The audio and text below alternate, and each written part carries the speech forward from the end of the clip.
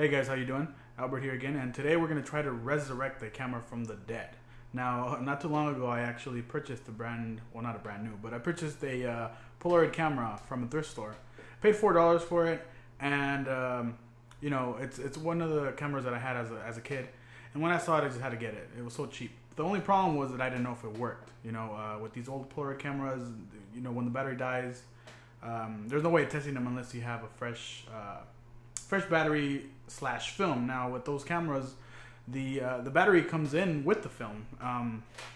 There's actually a pack in here that you take out, and the pack that contains the film also contains the battery. So if you find an old camera, you're not gonna know if it works or not. So Polaroid no longer makes it, but there's another company by the name of Impossible, or the Impossible Project, that actually started making film again.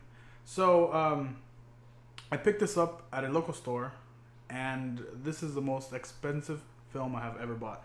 I paid, after taxes, I paid $30 for this, and it only has 8 shots, which is crazy. But the only reason I actually paid for it was because I wanted to make sure this camera works, see if I didn't, you know, lose my money, and if it does work, I want to see the quality of the film. I recently also got another camera, which is a Fujifilm Instax, and I kind of want to compare to see the difference between the film. I'm going to go ahead and put this inside the camera and see if it powers on and see if it works. And I'll probably take a few pictures, not a few, maybe I'll take one picture to see how it comes out, and then we'll go from there. Alright guys, here's the film. Now we're going to go ahead and open it here. And while opening this thing, as you can see, I had a bit of a problem opening it. The glue that was on it was very tight, or very strong.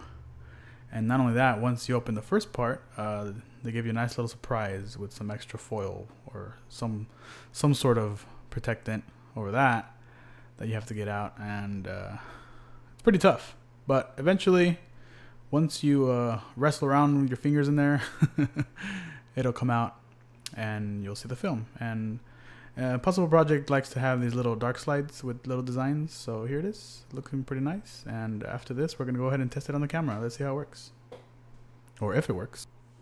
And here it is, guys, the moment of truth. Let's see if this is gonna work. Hopefully this works, and I didn't just waste all this money. But here it goes. Dun dun dun. Here we go. Let's see. And it works. If you hear that little, well, you guys probably can't hear it, but the flash is charging up, and so far so good. So the next thing to do is try it out and see how the pictures look. Alright guys, so now that we know it works and we know it's not dead, the last thing to do is to take a picture. Now these pictures are going to be very expensive. Like I said, it's $30 for eight photos, so it's like $3 and some change per shot. So what I'm going to do is I'm just going to shoot just take a picture of my camera that I'm recording this video with, and then let it develop and see how it turns out. So here we go. I'm going to use the now this has a dual trigger, so I'm going to use the one without the flash, so I don't get any glare from, you're going to be able to see my screen and stuff. But let's see how it goes.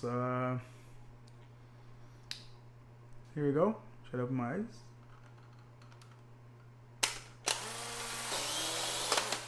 There you go. And it comes out blue. Not like the old ones used to do, but it says that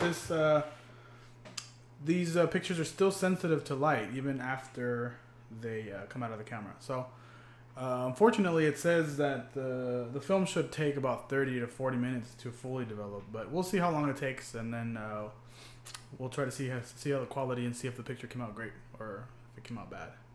So stick around and we'll see, and we'll just wait another 30 minutes and see what happens. So here's a picture that I took. Now, I guess the room was a little bit too dark for the camera, and it actually ended up getting some movement, you know, some hand movement.